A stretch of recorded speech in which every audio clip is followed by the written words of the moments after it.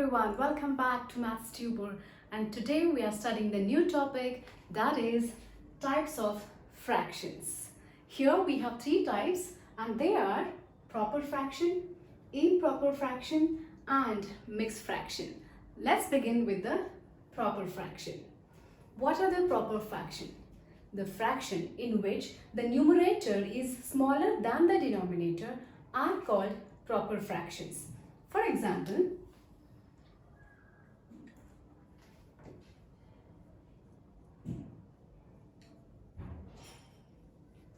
see here in all these examples, right? Numerator is smaller than the denominator here, and these all are fractions. So these fractions in which the numerator is smaller than the denominator are called proper fractions. And these all are the examples of proper fractions. And now, why are they called proper fractions? See, when we say fraction, we mean that it's a part of whole. And when we say it's a part of whole, we expect the part to be smaller than the whole, right? Here in these examples, you can see that the number of parts we are considering is smaller than the whole. Here too, 9 is smaller than 11. That means number of parts are smaller than the 11. And here it is the same. So these examples match with the definition of the fraction, right? That's why they are called proper fraction, because number of parts we are considering are smaller than the number of parts of the whole. Okay? And remember that proper fractions are always less than 1. Why? Because when we say proper fractions, we say that it is a part of a whole, and when we say it's a part, it has to be smaller than whole, right? And we know that whole is equal to 1, right? And as the proper fractions are part of a whole and they are smaller than whole, they are smaller than 1. Right? Did you get this? Let's understand this with an example of a pizza. Does that sound interesting? Definitely. Here we have a pizza, and let's divide this into 4 equal parts, right? And consider that I have finished this part of a pizza.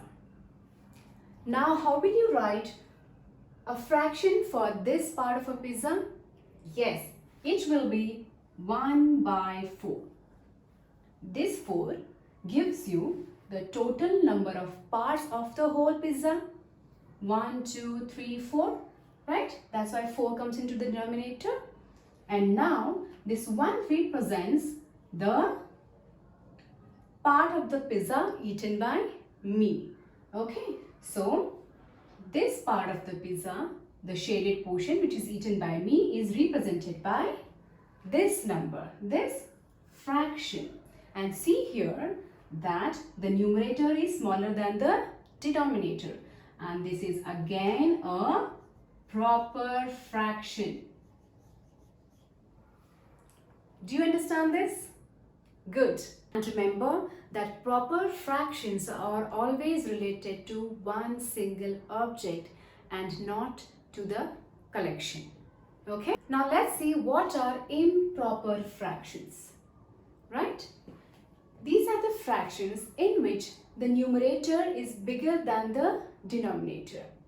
Do you see the difference between proper and improper fractions? In proper fractions, we saw that the numerator is smaller than the denominator, but here in the improper fraction, numerator is bigger than the denominator. Let's see these examples.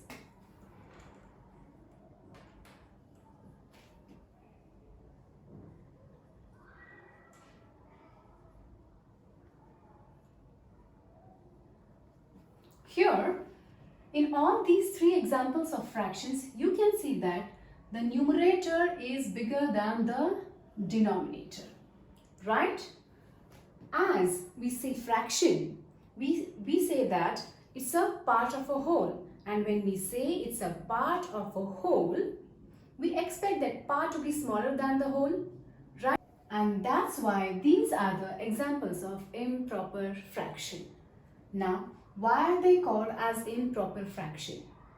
See, when we say it's a fraction, we say it's a part of a whole. And when we say it's a part, we expect that part to be smaller than whole, right? But here, as we see, the number of parts we are considering are bigger than the number of parts of the whole, which looks and sounds improper, right? That's why these all are improper fractions, and that's why they are called improper. And remember 2 points now. That is, improper fractions are always bigger than 1. Point 2, that is, improper fractions are related to the collection of objects. When you say it's a whole, it's not one single object. It's a collection of objects. Now, I will teach you how it is bigger than 1 and how the improper fractions are related to the collection of objects. See here, first we'll see how it is bigger than 1. Let's take this example. It's 5 divided by 3. When we divide this, you get a quotient as 1.6. This number is bigger than 1, isn't it? But we say that whole is equal to 1.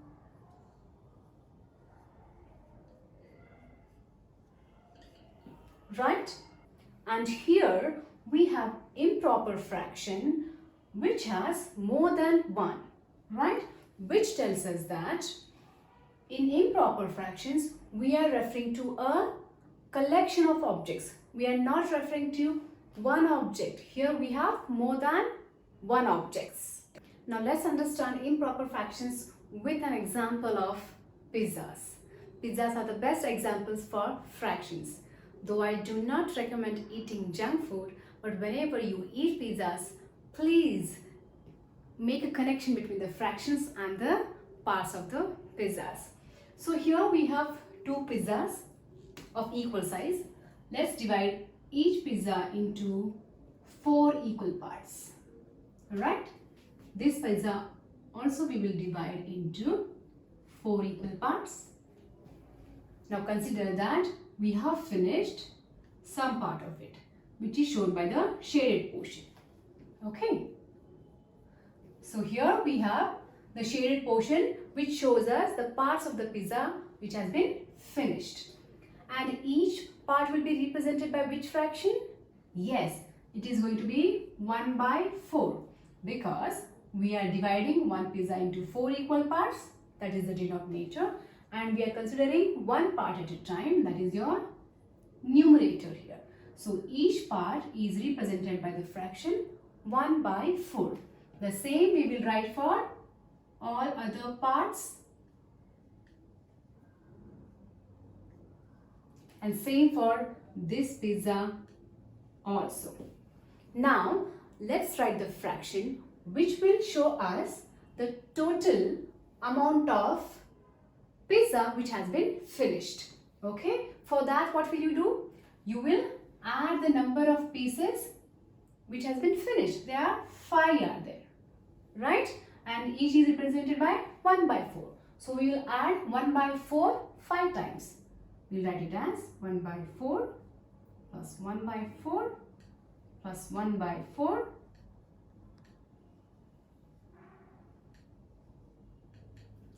Let's add this now.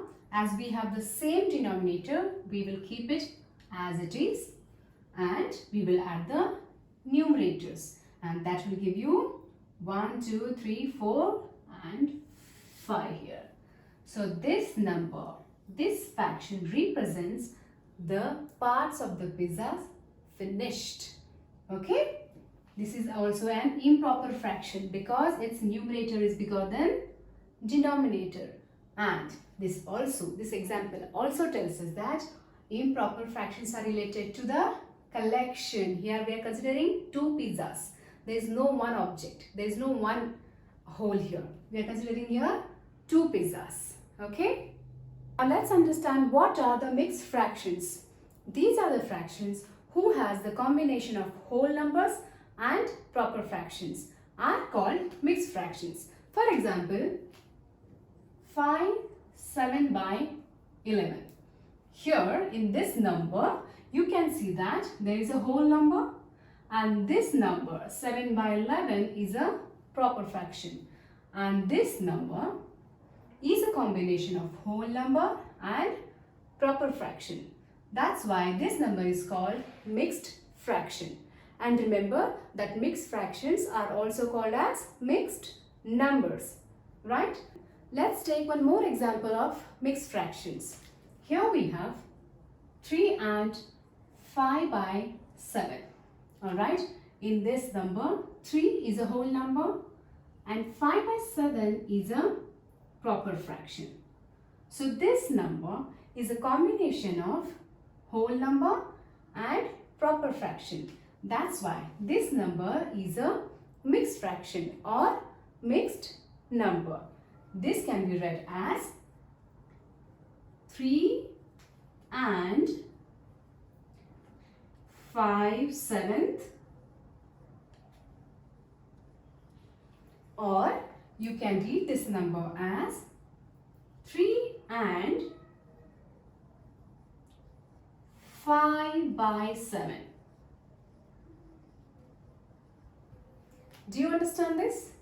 Now let's see some more examples of the mixed fraction and how to read them.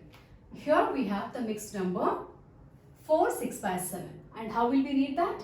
It can be read as 4 and 6 seventh. See here, 4 and 6 seventh. Or this can be also read as 4 and 6 by 7. Okay? Here we have one more example. 6, 9 by 11. And this can be read as 6 and 9 11th. Okay? Or you can also read it as 6 and 9 by 11. Do you get this? Now let's see how do we get that combination of whole number and proper fraction for mixed fractions.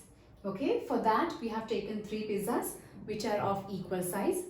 Each pizza is divided into 4 equal parts. And here I have shaded the portion of the pizza which has been finished. Okay, so here you can see that the first pizza, all the parts are shaded. That means the whole pizza is finished. Here too, all the parts are shaded, which also means the whole pizza has been finished.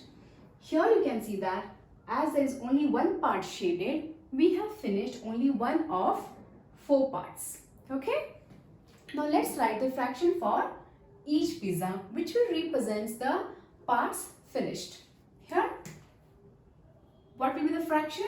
It will be 4 by 4. Why so? Because this number represents the parts of the pizza finished, right? Out of total 4 parts of the pizza, right? The same here also. What will be the fraction here? Correct. It will be 4 by 4 again.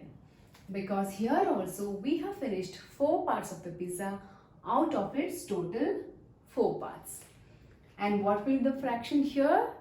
Yes, it will be 1 by 4.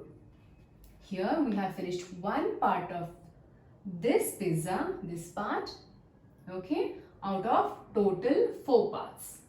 Okay, now let's find out the fraction which will represent the portion of these pizzas finished. Okay, for that we will add these numbers. So it will be 1 plus 1 plus 1 by 4.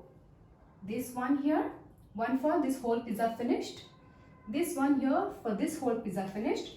And this 1 by 4 for this part of the pizza finished. Okay. So this 1 plus 1 gives us 2. And plus 1 by 4 we are keeping as it is. Do you see this? This is a combination of whole number and proper fraction.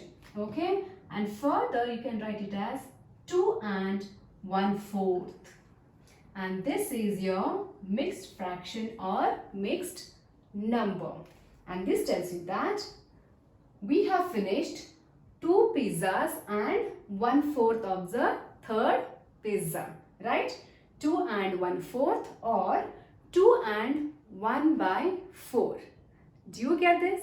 And remember that mixed numbers are always related to the collection of the objects, and that's why they are always greater than 1. So friends, I hope you understood the types of fractions and its examples.